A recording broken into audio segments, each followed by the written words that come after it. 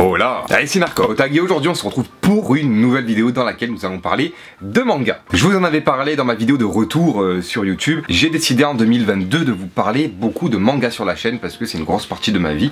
Et aujourd'hui on va simplement parler de mon top 5 des mangas que j'ai appréciés, que j'ai lus de l'année 2021. Alors à savoir que je peux vous parler de mangas qui sont sortis en 2021 comme de mangas qui sont sortis avant 2021 mais que j'ai découvert en 2021. Vous inquiétez pas, il n'y aura pas de vieux mangas genre Naruto, Bleach, pas d'inquiétude, quand même on va parler de trucs assez récents. Avant que la vidéo commence, n'hésitez pas, très sincèrement ça me ferait vraiment plaisir, laissez un pouce bleu sous la vidéo si ce type de contenu vous plaît et abonnez-vous à la chaîne YouTube si c'est pas déjà fait. Il y a certains mangas que j'ai beaucoup appréciés en 2021 que je ne vais pas inclure dans cette vidéo parce que je vais vous faire dans pas longtemps une vidéo également sur mes top 5 mangas Isekai de 2021. Manga Isekai c'est quoi? C'est un personnage qui meurt dans un monde, qui se réincarne dans un autre monde, pas obligé qu'il meurt mais qui est transporté dans un autre monde et on va suivre son aventure dans cet autre monde. En général il garde ses aptitudes, ses forces etc qu'il a eu dans le premier monde, dans le nouveau monde. C'est un peu un personnage cheaté ou pas forcément, mais voilà, c'est un petit peu comme ça que ça se passe. C'est les mangas Isekai, c'est une grande mode en ce moment et surtout en 2021. Ça je vous en parlerai dans une vidéo à part entière. Aujourd'hui on va simplement parler de mon top 5 manga, peut-être même top 6, petit bonus à la fin de la vidéo, du coup des mangas de l'année 2021. Et on va commencer directement avec le manga Mashle. Mashle, qu'est-ce que c'est concrètement? Vous prenez l'univers de One Punch Man, vous prenez l'univers de Harry Potter, vous faites un combo des deux et c'est Mashle qui est né. Vous aimez les sorciers, vous aimez les balais volants, vous aimez la chouette dans Harry Potter, vous aimez la marque d'Harry Potter sur son front, vous aimez les cours, tout ça c'est dans le manga Mashle. Mais de quoi que ça parle? L'histoire commence, on nous présente un monde dans lequel pratiquement tout le monde possède de la magie, peut se servir de magie. Ils ont tous des marques significatives sur le visage avec des traits, des éclairs, bon bref, un petit peu comme l'éclair de Harry Potter, vous savez, sur sa tête. Là, c'est représenté par des traits sur le visage. Bref, et ce monde n'accepte pas de personnes qui n'ont pas de magie. On suit l'histoire du coup de notre héros qui s'appelle Mashle Burndead et en fait lui, il est né sans magie, il n'a absolument aucune marque sur le visage et tout ce qu'il fait du coup pour se rendre fort et se rendre important c'est la musculation, l'entraînement. À force d'entraînement en fait il devient littéralement un Saitama de One Punch Man, c'est à dire qu'il détruit tout d'un seul coup de poing. Il a une force complètement pétée mais c'est vraiment c'est abusé, genre c'est vraiment abusé. Et du coup en fait il va se passer un petit élément déclencheur qui va rendre l'histoire intéressante. Son père lui dit de ne pas sortir de chez lui parce que si les gens voyaient un non-mage dans la rue ça risquait de poser des problèmes. Mais en fait Mashle il faut savoir que c'est quelqu'un de très fort mais de très con, de foncièrement débile en fait, très clairement. Et donc du coup lui il s'en fout. Il s'en fout, royal, il va dehors, il se promène, etc. Sauf que forcément, il se fait repérer par un mage, on va dire, de l'organisation de défense anti-magie, je sais pas comment expliquer ça, mais qui recherche un petit peu ceux qui n'ont pas de magie pour les éradiquer. Donc s'en vient un combat dans lequel il va lui lancer des sorts très puissants. Il dit attention, je vais te lancer ce sort qui a détruit un dragon légendaire, machin truc. Et en fait c'est là tout le truc intéressant de ce manga, c'est que c'est vraiment comique, vraiment on est dans le comique pur. Et avec, imaginez la tête de Saitama qui va arrêter la boule d'énergie en faisant pouf, et la tête de notre mage qui fait oh. Attention, je vais te lancer le sort encore plus puissant que j'ai jamais utilisé. Ah pouf. Et après il y a toute une série d'images où on voit Mashle jouer au volley avec les sorts de l'adversaire, etc. C'est très comique hein. Et donc ce sorcier va lui dire ok, puisque c'est comme ça, tu vas intégrer l'école de magie afin de devenir le mage le plus puissant de l'école. Voilà, sinon on te lâchera pas. Et Mashle va donc intégrer cette école de magie et il va devoir cacher aux autres que c'est un non-magicien qui n'a pas de pouvoir. Il va utiliser plusieurs stratagèmes qui sont tous aussi marrants les uns que les autres et il va s'en suivre une petite trame scénaristique derrière que je ne vous spoile pas. Voilà pour Mashle. On va attaquer ensuite avec Tokyo Revengers. Donc là on n'est clairement pas sur un manga de 2021, il y a 15 ou 16 tomes actuellement et donc moi c'est un manga que j'ai découvert du coup avec la parution de l'anime comme énormément de monde en 2021. Du coup Tokyo Revengers, de quoi que ça parle. On suit l'histoire de Takemichi qui vit dans la ville de Tokyo, il me semble, hein, enfin c'est une ville japonaise, et il nous raconte au début qu'il est amoureux d'une fille qui s'appelle Hinata. C'est la seule fille avec qui il est sorti, mais il n'a plus de contact avec elle. Il regrette un petit peu de ne pas avoir poursuivi ça dans sa jeunesse. Et en fait, il écoute aux informations une info qui dit il y a eu un accident, qu'il y a 2 morts, donc une personne qui s'appelle Naoto et une personne qui s'appelle Hinata, qui est donc cette fameuse jeune fille. Bon, du coup il pense à elle, il est un peu dégoûté, mais bon, ça fait longtemps qu'il l'a pas vue. Voilà. Il s'en va, je sais plus exactement, il va travailler ou je sais plus exactement. Sauf que il va tomber sous les rails d'un train ou d'un métro il me semble. Il va tomber sous les rails d'un métro. Alors il ferme les yeux, il est prêt à se faire écraser. Et là, en réouvrant les yeux, il s'avère qu'en fait, il se réveille dans le passé. Il se réveille dans le passé, dans le lycée, là où il a été, et on apprend, grosso modo, un peu plus tard, qu'en fait, il peut voyager entre le passé et le présent. Le but pour lui étant de sauver la vie de Hinata, de savoir pourquoi elle est morte, et un petit peu, il va faire plusieurs allers-retours parce qu'en fait ça va jamais se passer exactement comme prévu. Et il veut empêcher tout ça, et tout ça est entouré du coup de guerre de gang. On est clairement sur un manga Furio, donc baston de rue, baston de gang entre lycéens, etc.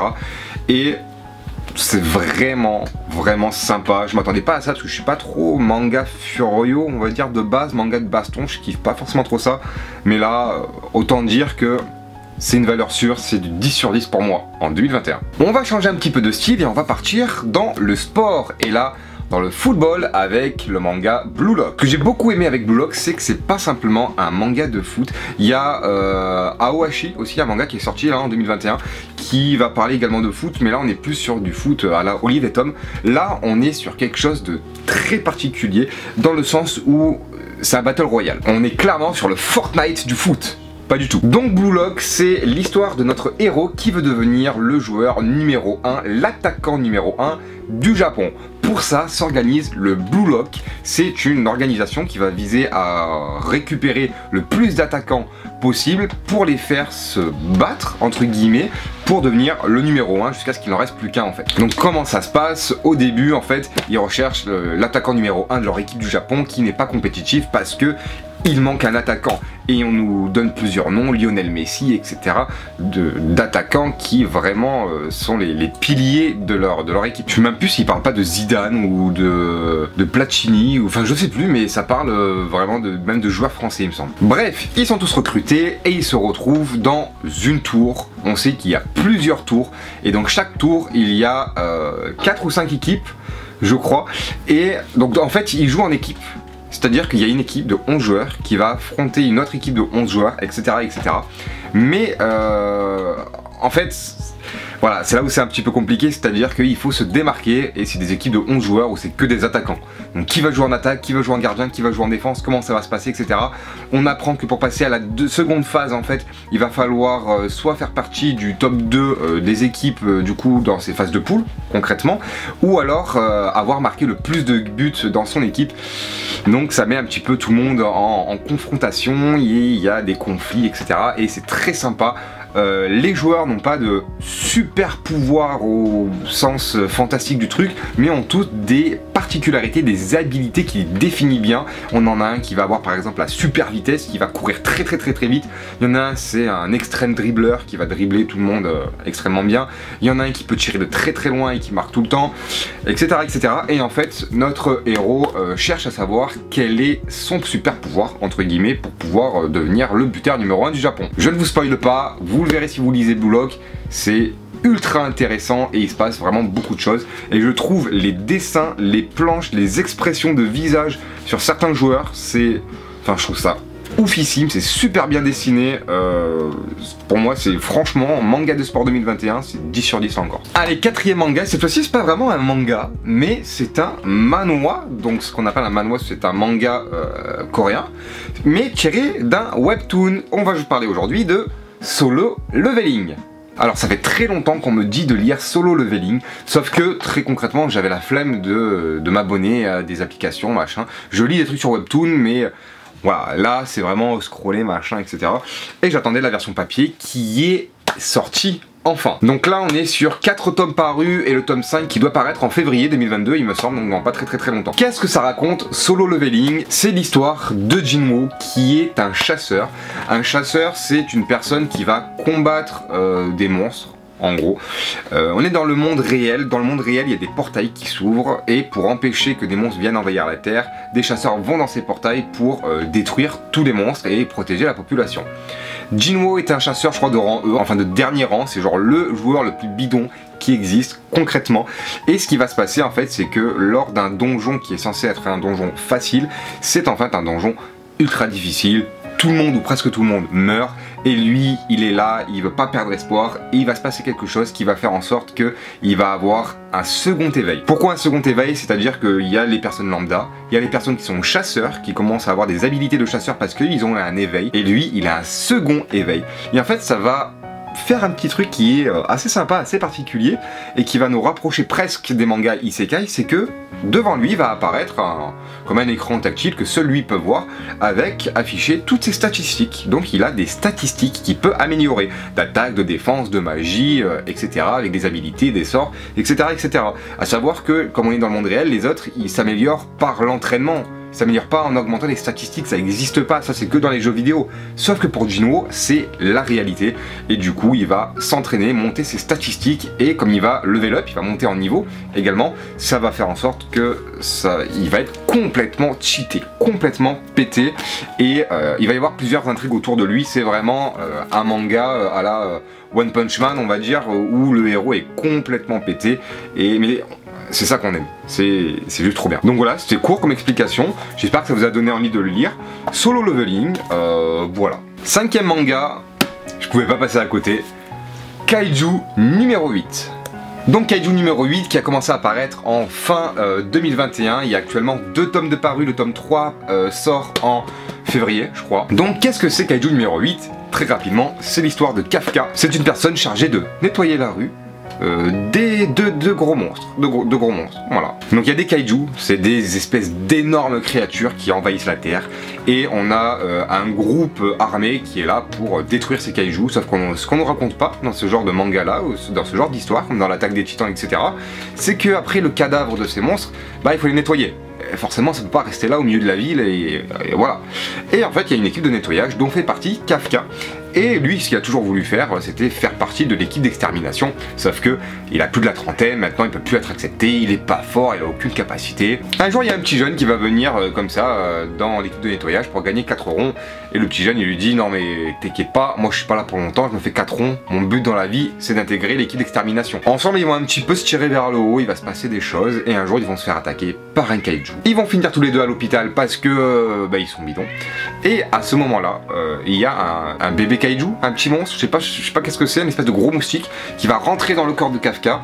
Kafka va se transformer en kaiju, le kaiju numéro 8, le kaiju humanoïde, et il va développer des pouvoirs complètement pétés. Encore une fois, on est encore sur ce style de manga, il a des pouvoirs complètement cheatés, et sauf qu'il doit le cacher, il doit cacher ses pouvoirs parce que techniquement il a recherché, et techniquement il est complètement pété. À ce moment-là, il participe du coup à la session de recrutement des nouveaux agents. Et il va se passer plein de trucs intéressants, il doit cacher son pouvoir, mais peut-être pas à tout le monde.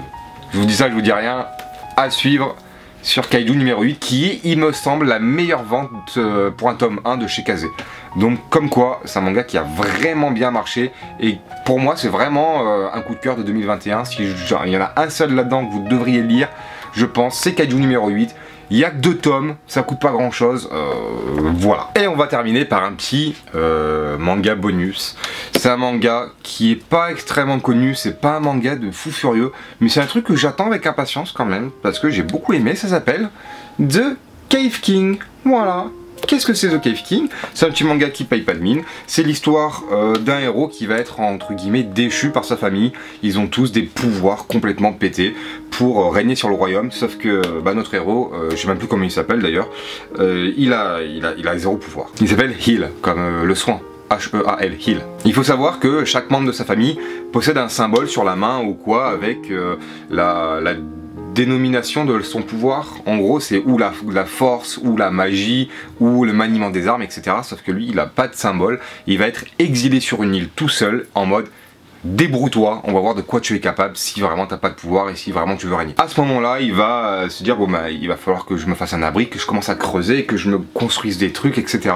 Et en fait à ce moment-là, quand il va commencer à creuser en se faisant sa pioche, il y a un symbole qui va apparaître sur sa main et c'est le symbole du mineur. Le symbole du mineur, ça lui permet entre guillemets de miner des minerais du sol, un peu comme dans Minecraft, mais de récupérer tout ce qui mine. Il va avoir un inventaire fictif devant lui où tout va se mettre dedans exactement comme dans Minecraft et il va récupérer des pierres, il va récupérer du fer, il va récupérer des matériaux pour augmenter la magie, des matériaux pour augmenter sa durée de vie, des matériaux rares, etc. Et en fait il va pouvoir les consommer. Donc au début du manga, on le voit qu'il récupère plein de pierres de magie, etc. Il se dit, putain, moi j'ai une magie qui est à 0, qui est vraiment bidon. Si j'ai récupéré 100 pierres de magie, si j'en prends 20, qu'est-ce que ça fait? Il les prend et là il lance un sort de feu qui explose tout, qui est vraiment ultra vénère. Il se dit putain mais même ce sort de magie il est plus puissant que les mages niveau, dernier niveau que je connais, etc. Et de là il va commencer à être complètement cheaté lui aussi. Voilà, grâce à son pouvoir de mineur. On est encore une fois sur ce style de manga là. Il va se passer plein de choses, il va se faire envahir par des orques qui vont devenir ses amis. Il va se passer plein de choses, voilà. Il peut dompter du coup des animaux qui vont pouvoir, enfin des animaux, il y a des slimes, machin, ce genre de choses, qui vont pouvoir l'aider à miner. Il va pouvoir construire des choses comme dans Minecraft, hein. Il va récupérer du bois, il va pouvoir faire un pont en bois, faire de la terraformation, etc. avec ses pouvoirs de mineur.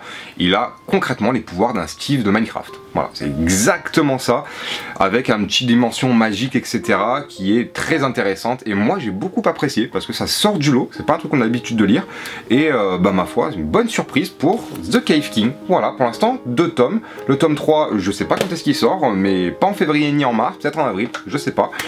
Voilà, bonne découverte. Alors voilà, j'espère que vous avez apprécié cette petite vidéo manga. Ça fait longtemps que je ne vous en avais pas proposé.